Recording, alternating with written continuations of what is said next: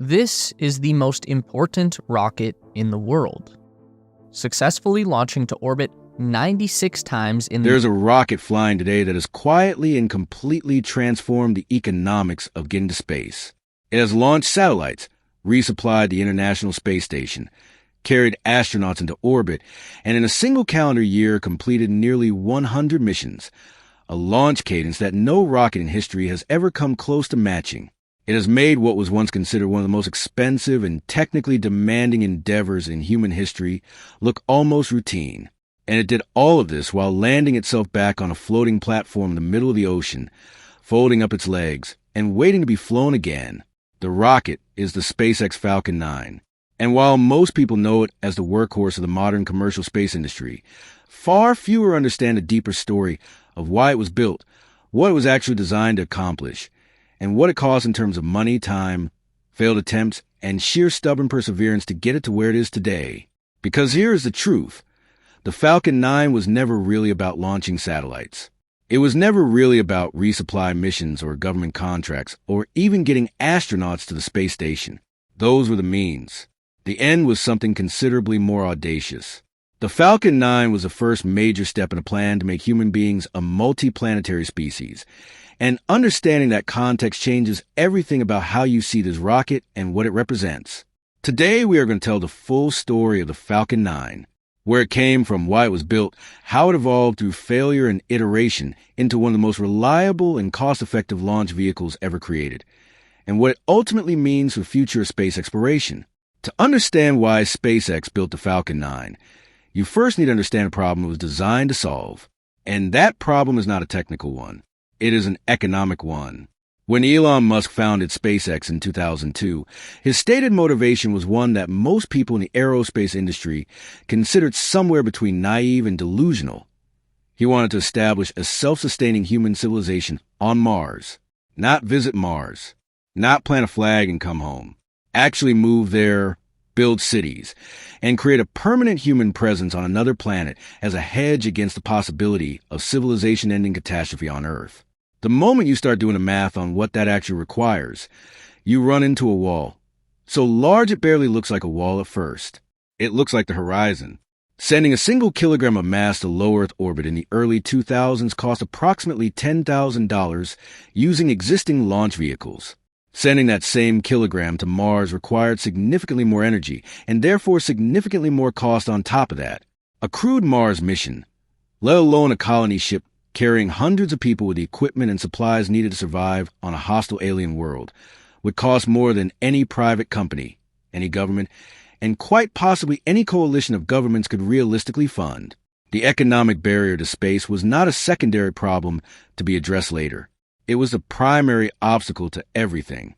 If the cost of reaching orbit remained at $10,000 per kilogram, Mars colonization would never happen. Not in any generation. Not with any technology. The price had come down by an order of magnitude. And the only way to bring it down that dramatically was to stop throwing away rockets. This is the insight at the absolute foundation of SpaceX's entire engineering philosophy. Every conventional rocket that had ever been launched, from the earliest Soviet and American vehicles to the Space Shuttle solid rocket boosters, was either partially or completely expendable. You build an enormously complex piece of precision engineering, launched it once, and then watched most of it either burn up in the atmosphere or sink to the bottom of the ocean. The per-flight cost reflected that reality. Every launch required an almost entirely new rocket. Musk's conclusion was straightforward. Make the rocket reusable, and the economics of spaceflight change completely, not incrementally. Completely. The research and engineering investment gets amortized across dozens or hundreds of flights instead of one. The cost per launch drops dramatically. And gradually, over many years, the path to Mars starts to look less like a fantasy and more like an engineering problem with a solution. The Falcon 9 was a vehicle built to prove that this theory was correct. Every rocket is ultimately defined by its engines, and the Falcon 9 is no exception. To build a reusable rocket with the reliability, cost profile, and performance that SpaceX needed, they first had to build an engine that shared those same qualities. The result was the Merlin, and the story of how it came to exist tells you a great deal about how SpaceX operates as a company. When SpaceX was developing the Merlin in the early 2000s, the company was a startup operating on a budget that the established aerospace industry would have considered inadequate for the project by several orders of magnitude. Elon Musk was funding the company personally using the fortune he had made from the sale of PayPal, and that money was burning to the accounts at a rate that created genuine existential pressure on every engineering decision. There was no room for over-engineering, no budget for redundant systems at added cost without adding critical capability, and no tolerance for the kind of conservative, gold-plated design philosophy that characterized legacy aerospace contractors. The Merlin engine that emerged from this pressure is a study in deliberate simplicity. It uses an open-cycle gas generator design, one of the most straightforward thermodynamic architectures available in rocket propulsion. A small portion of the propellant is burned in a separate generator to power the turbopumps that feed the main combustion chamber, and the exhaust from that generator is simply vented overboard rather than being routed back through the engine for additional efficiency. This is not the most thermodynamically efficient approach available, and SpaceX knew that, but it is mechanically simpler, cheaper to manufacture, easier to maintain, and significantly more reliable than more complex alternatives. The choice of propellants followed the same logic. The Merlin burns liquid oxygen as its oxidizer and refined kerosene, known in the industry as RP1, as its fuel. Kerosene is not the highest performance rocket fuel available. Liquid hydrogen delivers more energy per kilogram and is used in some of the world's most powerful upper stage engines. But liquid hydrogen is extraordinarily difficult and expensive to handle, requiring storage at temperatures close to absolute zero and presenting containment challenges that add cost and complexity throughout the entire launch operation. Kerosene, by contrast, is relatively simple to handle, well understood, and cheap. For a company trying to drive down the cost of access to space, it was the obvious choice. The Merlin went through several generations of development, with each iteration improving on the last in terms of thrust, efficiency, and reliability. The version flying today, the Merlin 1D, produces approximately 190,000 pounds of thrust at sea level and has demonstrated a reliability record that makes it one of the most proven rocket engines currently in production anywhere in the world.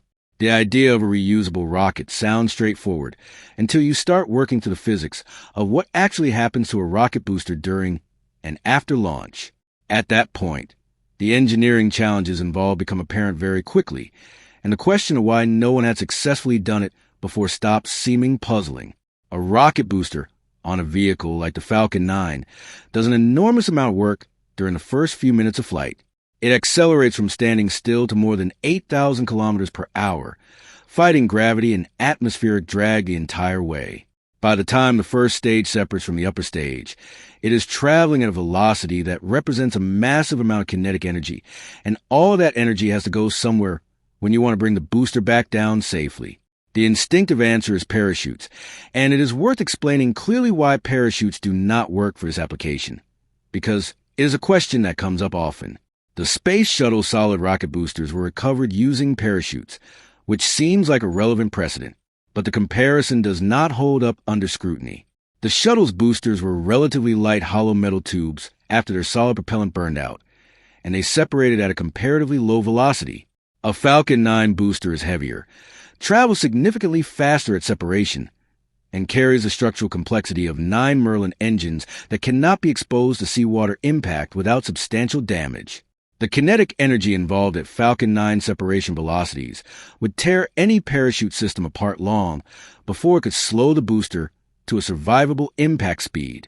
SpaceX considered hybrid approaches, using the engines to slow the booster to a speed where parachutes could engage, but ultimately concluded that if the engines were already being used to manage the descent, the parachutes were adding weight, complexity, and cost without providing a decisive benefit. The engines could simply do the entire job. This is a characteristically SpaceX engineering conclusion. If you already have a capability to solve the problem with systems you need anyway, adding a separate system to do the same job is waste. The propulsive landing approach that SpaceX ultimately perfected requires the booster to execute a precise sequence of maneuvers after stage separation. It first performs a boost-back burn to reverse its trajectory and begin heading back toward the landing zone. As it re-enters the atmosphere at high speed, it performs a re-entry burn that simultaneously slows the vehicle and Crucially, creates a protective cushion of hot gas beneath the engines that shields the most sensitive components from the extreme aerodynamic heating of atmospheric reentry. Grid fins extending from the upper section of the booster provide aerodynamic control during the descent. And in the final seconds before touchdown, the engines ignite one last time in a precisely calculated landing burn that brings the booster's velocity to exactly zero at the moment its landing legs contact the surface. Describing this sequence takes about 30 seconds. Developing, testing, failing, analyzing, revising, and eventually mastering it took SpaceX years. The Falcon 9 that exists today is not the Falcon 9 that first launched in 2010.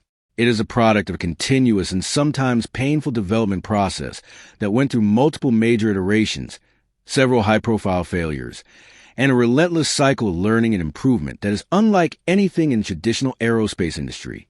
The original Falcon 9 was a considerably smaller and less capable vehicle than its current form, standing about 46 meters tall and producing just over 1 million pounds of thrust from its 9 first-generation Merlin engines.